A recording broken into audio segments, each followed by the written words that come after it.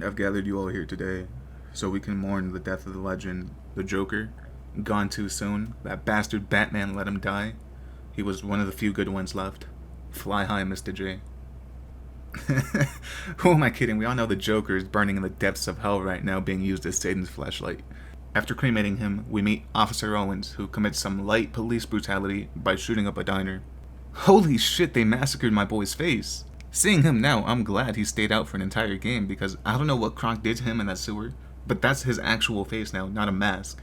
Scarecrow announces he no longer wants to be a supervillain though, choosing to become a terrorist instead, causing everyone except the criminals and the cops to evacuate Gotham because the plot demands it. 15 minutes in and Batman finally gets shown in his own game. We meet with the commissioner who just confirms the police are useless in the Arkhamverse, so we just tell him we'll handle it and dab him up and head out. How the hell does this work? This is one of the few things that irritated me throughout the game, because I just assumed it wasn't a hologram and something to do with the tech in his lenses making it look like that, displaying the image or whatnot. Because if not, then he's actively pulling up the faces of his allies in front of his enemies, which is just completely stupid, and if that is the case, I'm glad Barbara gets kidnapped later on. I'm just gonna say it. We saved this random cop from getting killed, and honestly, I would not have stepped in here.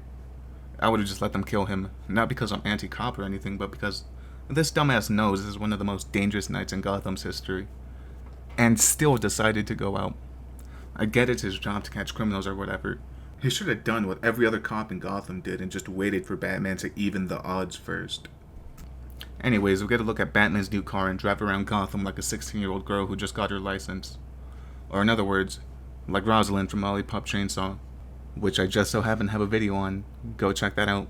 Please, I'm begging you, just watch the video. The leader of my friend group took away my eating privileges. It's been 5 days, I'm starving. He said the only way he'll give me food is if I get my views up. After wreaking havoc across Gotham in our billion-dollar tank, this kind soldier gives us some information on where Poison Ivy is. There's no way I could put this delicately, so I'm just gonna say it. Why does she wear clothes? If she can rock a full-on bush as panties, she could make a foliage bra or shirt or something, Something like that. Or she could go the opposite way, put on some actual panties over the bush. I don't know, I just found myself thinking about this every time Ivy was on screen. Either way, she got locked up because Scarecrow tried to recruit her. And that's smart, because unlike Hugo Strange, Scarecrow thought about the people with abilities to stop him, and tried to recruit them before they can turn on him. Don't get me wrong, it still doesn't work, because he doesn't have plot armor, because he's not the main character, but still, nice to see a villain with brains for once. Before we can arrest Ivy in the name of justice, we get surrounded and find out the Batmobile turns into a freaking tank. That sure as hell is a feature that's not going to get overused. Am I right? Am I? We lock up Ivy, steal from the evidence lockup, and mourn Talia. Talia had to be crazy in bed. I just have to throw that out there. She has Batman missing her. A man with inhuman amounts of self-control is down bad for her. There must be some secret League of Assassins technique she used on his Batmite. We go to the clock tower to meet Barbara. How did she sneak up on Batman here? You'd assume the wheelchair would squeak or he would hear the elevator as she comes up. She tells us we need to fix an antenna, so we do that. We also get a new suit, demolish some random goons, and find out where the Scarecrow is making his gas. How horrifying. It's the Arkham Knight, one of the title characters. Surely he will play a major role in the events to come, right? This scene just solidifies Batman as a badass in my eyes because he had no reason to believe the Knight wouldn't shoot at him here. I mean, the Knight got bitched by Scarecrow, but still, he had every intention to shoot, and Batman just stares this man down. The bat balls on this man are massive. My footage got messed up for the next few parts, so you're just gonna have to manage by looking at the top left corner of my screen. My bad. The Arkham Knight tries to capture us by using a hostage, but that doesn't work because justice isn't on his side. Justice is the name of the riot suppressor on the Batmobile. We confront Scarecrow and he locks us up in the one room where we have everything necessary to stop his bomb. Yeah, I take back what I said earlier. He's just as, if not even dumber than Strange was last game. But before we can stop the bomb, the King returns. It turns out the Joker left a little something inside Batman and 4 other people when he was inside them last game. His blood, I mean his blood, which reminds me of a girl I went to high school with. Just like the Joker's blood, you take it once and get stuck with the side effects for over a year. In my case it was crabs, but it applies here. Barb got captured and we meet with the commissioner, but conveniently forgot to tell him the little detail that she got kidnapped because she was working with us. But we tell him at the clock tower, and he takes a swing at us.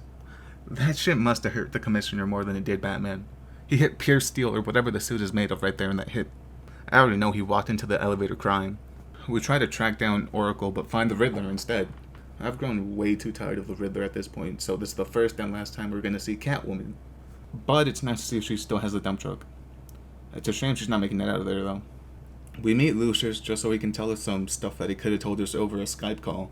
Like how Batman gets all the other information throughout the game, but we found the Arkham Knight. He gets the upper hand and he shoots us. But doesn't finish the job here, even though every other time you meet him, he's hell-bent on killing you. But alright, he got the better of us. I'll let him take that one. We threatened to kill one of his henchmen to find out the location of hot singles in our area. And oddly enough, it leads us to Nightwing, who's trying to find the Penguin. But I never bothered with that side quest, so moving on. We go to the airship and things got a little messy and some light murder was allegedly committed. I'm not admitting to anything. We meet Simon Stagg and he confirms that comic billionaires always have to be supervillains or superheroes. No in between because he's working with Scarecrow, who rips the front of the blimp off after we find him. But at least he tells us where to find Barb. So we go to where she's being held and she reveals to us that she met a long-nosed Jewish man in a creepy elevator. And he gave her what he called a persona. And all she has to do was pick up the evoker on the table next to her and... that was just a regular gun, wasn't it? Well, there goes another one on the list of women around Batman who get shot to death. We free Ivy so she can make plants to neutralize the cloudburst. Right, I almost forgot. The cloudburst is the thing that Scarecrow and Stagg created to amplify Fear Toxin's effect. She tells us that she needs us to free a plant that's hidden in an underground railroad. And of course Batman has to ask the Black Man where to find the underground railroad. After freeing Ivy's plant and fighting the Arkham Knight again, Harley Quinn takes over the movie studios and... I'm not even mad at Henry for letting her in. He had the right idea. If I saw her standing out there dressed like that, I would change the access codes too. We take out Harley and the 3 people who got infected by the Joker, with the help of Robin, who's finally getting some screen time after 3 games. There's also a few wholesome Jason Todd flashbacks where he's playing baseball with the Joker. And surprisingly, Henry reveals he's been faking being immune to the effects of the Joker's blood. Not only that, he says he saw the same man that Barb did. This time he was in the back of a limo. He puts the gun to his head and yells persona, but... it was just a regular gun again, wasn't it? I swear someone needs to stop Igor, this is getting out of hand. Robin tries to imprison us, but bro forgot he wasn't the main character, so we put him in his place. And soon after, the cloudburst finally goes off, which is pretty anticlimactic. All we had to do to fix it was free another one of Ivy's plants and destroy the Arkham Knight's tank, and no more cloudburst. And we get into another fight with the Arkham Knight, this time ending with a Batmobile getting destroyed. Moment of silence for the Riddler mobile. Gordon got captured earlier. I honestly forgot to mention it, but right as he's about to get saved, the Knight stops us to reveal his identity. And to no one's surprise, it's Jason Todd. I remember the hype for this game, and I saw the first few trailers back when I was like 12. Even back then, I already knew it was Jason Todd. This had to be one of the worst kept secrets in the entirety of video game history. Jason has been training in secret to surpass Batman to get his revenge, which he does by standing on a gargoyle while we fuck up his henchmen. I'm so disappointed in this fight that I can't even put it into words. I'm just gonna keep going. Turns out Barbara isn't dead. Scarecrow just roofied us and made us think she killed herself, because that works. We save Barbara after her dad shoots us and we get a new Batmobile that was just waiting in the garage for this occasion, I guess.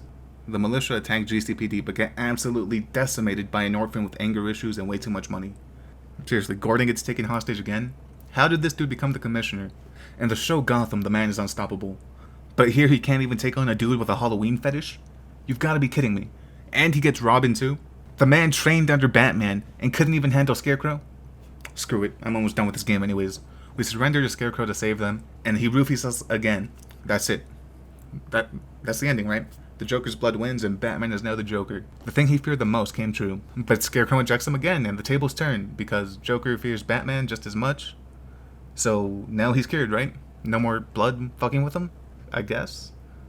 Jason saves us because apparently years of pent-up anger can be fixed with an "I'm sorry," and finally we get to give Scarecrow a taste of his own medicine. Bruce had his identity revealed during the whole hostage roofie incident that we just went through.